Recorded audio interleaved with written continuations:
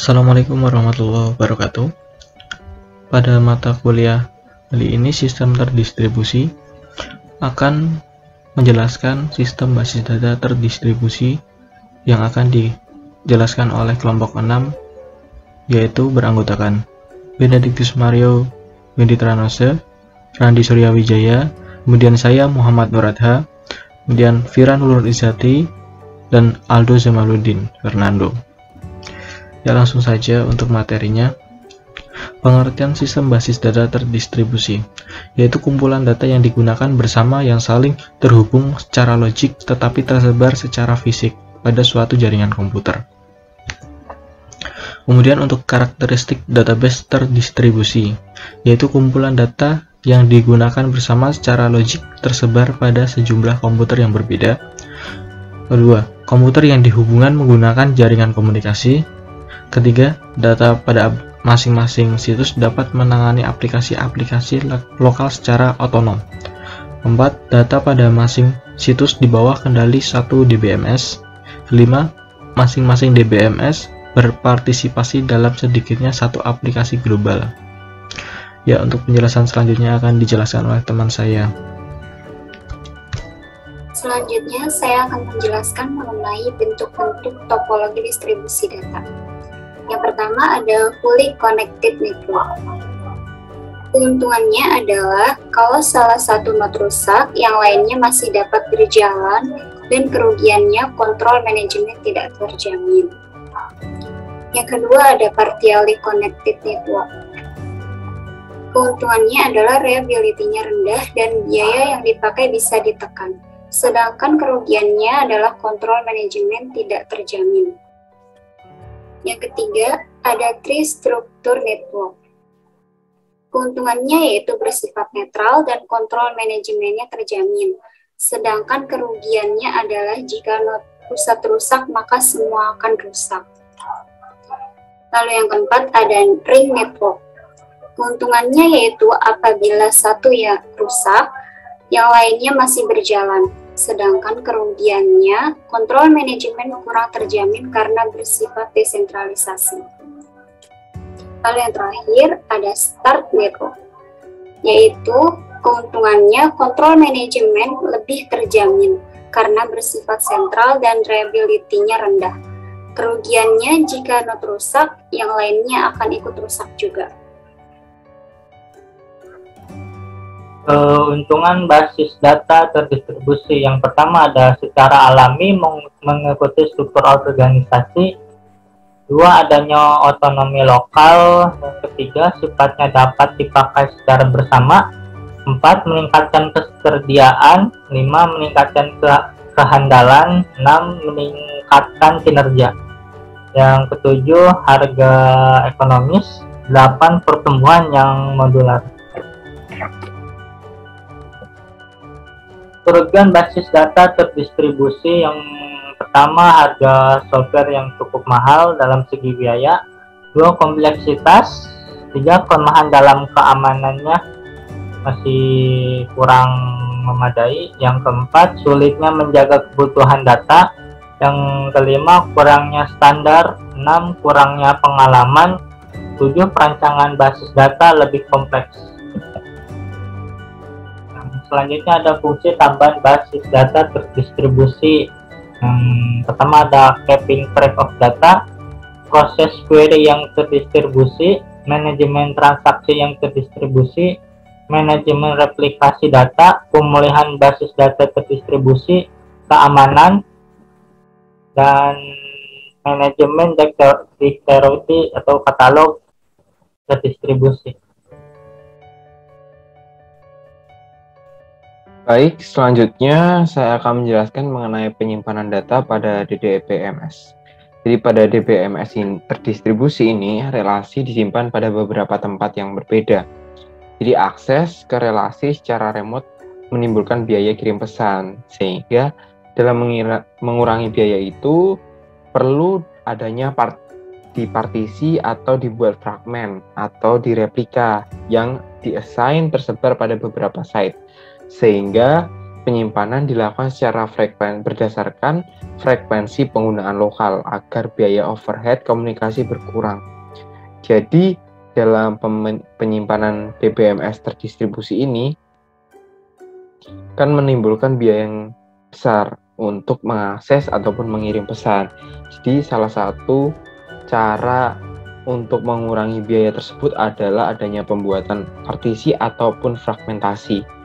Jadi, dibuat ada beberapa site seperti itu. Kemudian penyimpanan ini disusun berdasarkan frekuensi atau jumlah kehadiran dalam penggunaan lokalnya, sehingga biaya overhead dalam pengiriman atau pengaksesan data ini dapat berkurang. Jadi informasi yang berhubungan ini, baik fragmentasi, alokasi, dan replikasi data disimpan dalam global directory yang dapat diakses oleh aplikasi DBMS ini. Kemudian selanjutnya adalah fragmentasi data. Sebelumnya saya sudah mengutarakan mengenai fragmentasi data.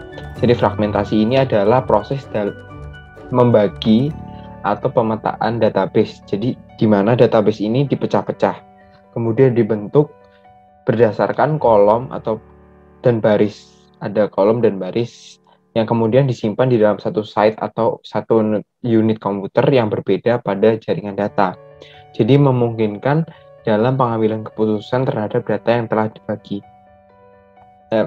Fragmentasi data ini merupakan langkah yang diambil untuk menyebarkan data dalam basis data terdistribusi.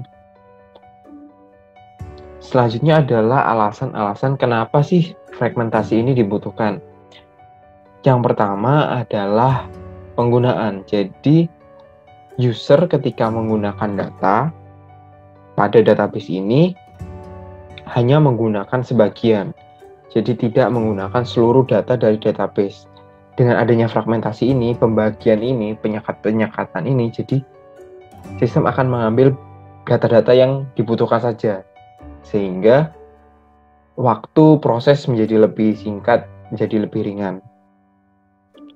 Yang selanjutnya adalah efisiensi. Selanjutnya efisiensi ini adalah data disimpan di lokasi tersebut pada paling banyak dibutuhkan. Kemudian data yang tidak dibutuhkan tidak disimpan pada lokasi yang sama. Misalkan ada data yang saling berhubungan pada suatu database. Nah, data yang saling berhubungan ini diletakkan pada berdekatan lokasinya, sehingga pada saat mengakses salah satu data yang lain sebagai pendukungnya atau yang berhubungan dengan data yang diambil akan ikut keambil, dan ketika mencari itu lebih gampang, lebih mudah gitu. Sehingga waktu proses pencarian data menjadi lebih singkat. Itu untuk efisiensinya. Kemudian yang ketiga adalah paralelisme. Dengan adanya fragmentasi ini, transaksi bisa dipecah menjadi subquery dan dieksekusi di setiap fragmentasi. Jadi proses menjadi lebih mudah karena setiap transaksi ini dipecah-pecah menjadi lebih subquery dan kemudian eksekusinya setiap fragmentasi, berarti eksekusinya menjadi lebih kecil sehingga kinerja lebih cepat, lebih ringan dan jadi lebih cepat. Yang kemudian adalah keamanan. Di segi keamanan ini, data yang tidak dibutuhkan pada proses sistem maka tidak disimpan di lokal, sehingga data tersebut tidak bisa diakses user ilegal. User ilegal ini adalah user yang tidak diizinkan oleh sistem. Gitu. Nah, selanjutnya fragmentasi lanjutan akan dijelaskan oleh teman saya, Randi. Saya persilakan. Baik, saya Randi Suryawijaya. Di sini saya akan melanjutkan tentang fragmentasi lanjutan. Di sini ada beberapa peraturan yang harus didefinisikan ketika mendefinisikan fragmen. Di sini yang pertama ada kondisi lengkap, yaitu sebuah unit data yang masih dalam bagian dari relasi utama, maka data harus berada dalam satu fragmen. Ketika ada relasi, pembagian datanya harus menjadi satu kesatuan dengan relasinya. Di sini yang kedua ada rekonstruksi. Sebuah relasi asli dapat dibuat kembali atau digabungkan kembali dari sebuah fragmen. ketika telah dipecah-pecah, data masih memungkinkan untuk digabungkan kembali dengan tidak mengubah struktur data. Yang ketiga ada disjointness, yaitu data di dalam fragmen tidak boleh diikutkan dalam fragmen lain agar tidak terjadi redundansi data, kecuali untuk atribut primary key dalam fragmentasi vertikal. Selanjutnya di sini ada kerugian fragmentasi. Di sini ada dua.